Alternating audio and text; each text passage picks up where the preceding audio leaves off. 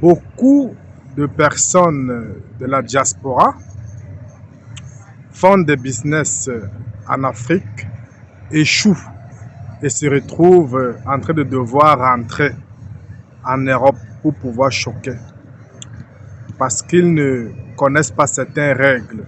Aujourd'hui, nous allons voir certaines règles à respecter pour pouvoir réussir dans le business en Afrique. Dans les règles que moi-même j'ai pu identifier. Voilà, et vous allez juger vous-même dans les commentaires. En fait, règle numéro 1, il y a le temps. La diaspora n'a pas assez de temps, les amis. Et la diaspora est pressée quand elle veut faire les affaires en Afrique. Donc c'est ça qui tue beaucoup les gars de la diaspora. Donc quand tu viens faire les affaires en Afrique, il faut avoir le temps à disposition. Et quand tu viens faire les affaires en Afrique, quand tu veux retourner en Afrique, c'est une préparation qui prend beaucoup d'années. Donc même en venant en Afrique déjà, il faut savoir qu'on va retourner, les amis. Vous voyez un peu. Donc même quand tu viens en Europe, tu dois déjà avoir ça en projet. Donc c'est ce que je faisais. Et il faut faire un retour progressif. Donc chaque année, je partais en Afrique, je faisais une seule chose à la fois. Je teste un produit, je vois comment ça fonctionne et ça prend beaucoup de temps. Donc les gens ne veulent pas perdre du temps et pensent que ça va se passer comme ça, que ça sera facile. Non, ce n'est pas facile. Donc, il faut avoir le temps à disposition. Quand tu viens en Afrique, il faut être sûr que tu vas faire même 8 mois pour comprendre ton projet, pour suivre ton projet.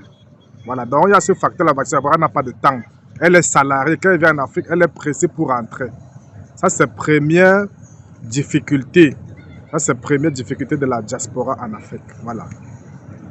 Autre chose qui fait de sorte que la diaspora échoue, il y a le manque de connaissances en géographie du territoire. Ça veut dire quoi? Les gens de la diaspora, pour la plupart, ne connaissent pas leur pays parce que partis souvent très tôt pour venir faire les études, parfois 18 ans, comme ça a été mon cas. Voilà. Et pour d'autres, ils ont fait juste des grandes villes, Douala, Yaoundé, Cotonou, Abidjan, pour certains, juste les grandes villes là. Mais sans savoir que le vrai business parfois se trouve dans l'arrière-pays, les amis.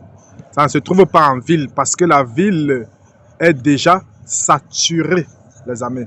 La ville est déjà saturée par les gros poissons qui ont tout envahi, les amis. C'est ce que j'ai compris quand je suis rentré. Voilà, et je me suis retrouvé en train d'aller à l'est du Cameroun, donc à Bertoua plus précisément, parce que c'était déjà trop saturé à Douala et à Yaoundé. Donc connaître la géographie, connaître son pays, connaître les régions de son pays, pour voir où il y a opportunité. Parce que c'est ça les affaires. Voilà, donc tu prends ce qui existe ailleurs et tu peux mettre où ça n'existe pas. C'est comme ça qu'on fait pour gagner de l'argent, les amis. Donc avoir la bonne information. Voilà. Donc c'est ce que la diaspora n'a pas quand elle rentre au pays. Connaissance, le manque de connaissance du territoire, donc de la géographie. Voilà. Autre chose, en troisième position, on peut citer les papiers. La diaspora est trop pressée parce que parfois, ils courent derrière les papiers parce que ça va s'inspirer. Ceux qui n'ont pas encore la nationalité, voilà. Et ceux qui ont la nationalité, qu'est-ce qui se passe? C'est que quand il y a petite difficulté, vous êtes tenté à fuir, à laisser. Pourtant, les affaires ne se passent pas comme ça. Les affaires peuvent te prendre 1 an, 2 ans pour pouvoir bien marcher. Alors, quand ça tarde comme ça, les gens de la diaspora, il y a derrière les kaolo et tous les papiers, ils fuient la difficulté pour rentrer se rechercher en Afrique. Voilà, donc, les papiers eux-mêmes étaient un frein au retour. Voilà, parce que ça te permet de ne pas être résilient, ça te pousse à ne pas être résilient. Petite difficulté, tu fuis. Voilà. Autre problématique que j'ai notée à part les papiers, il y a le manque de formation, les amis. Donc pour rentrer au pays, rentrer un pays aujourd'hui devient comme une école, mes amis. Ça devient comme une école.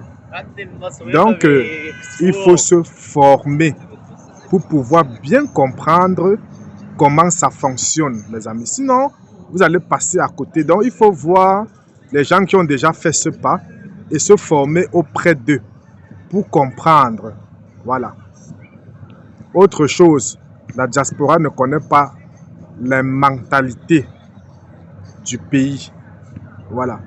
Parce que quand vous êtes parti, vous avez fait 10 ans, 15 ans, 20 ans pour certains. Voilà. Vous êtes déconnectés, les amis.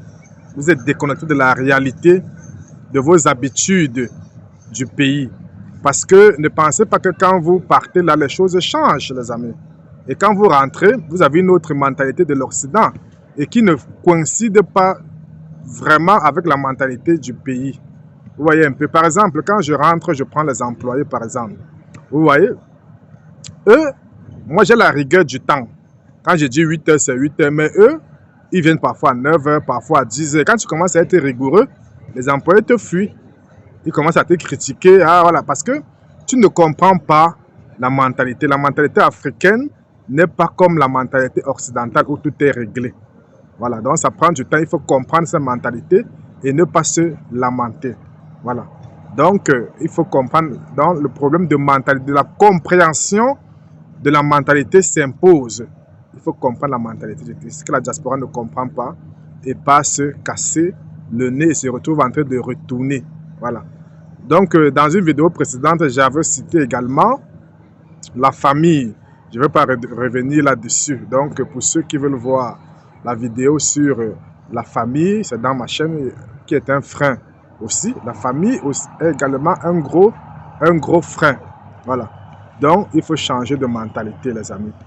Autre chose, quand tu retournes en Afrique, par exemple, il faut que tu sois polyvalent. Il faut que tu sois sur plusieurs pays en même temps, si tu peux.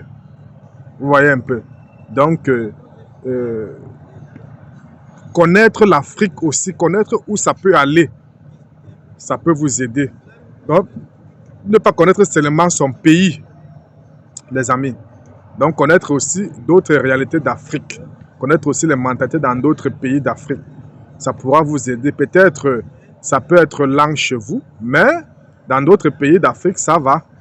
Par exemple, moi, j'étais au Bénin, puisque j'ai aussi certaines activités là-bas au Bénin. Moi, je suis camerounais.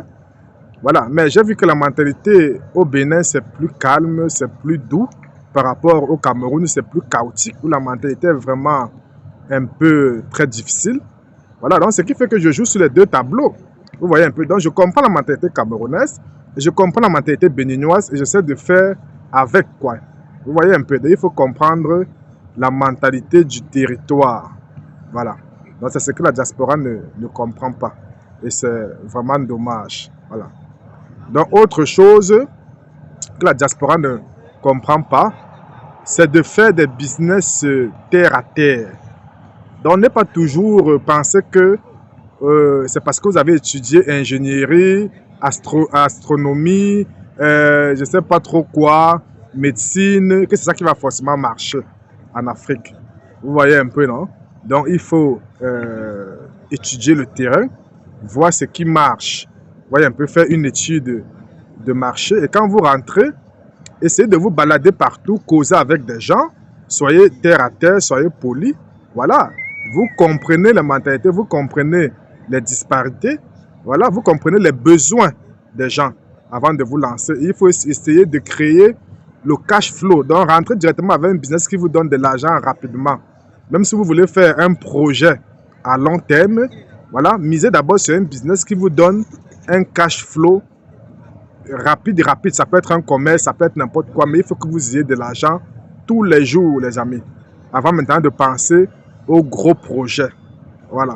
Donc j'espère que j'ai été clair là-dessus. Donc voilà quelques points saillants que j'ai trouvés qui freinent le retour au pays ou bien qui fauchent le retour au pays des gens de la diaspora. Donc vous allez me dire en commentaire pour vous. Donc c'est ce que moi j'ai pu noter.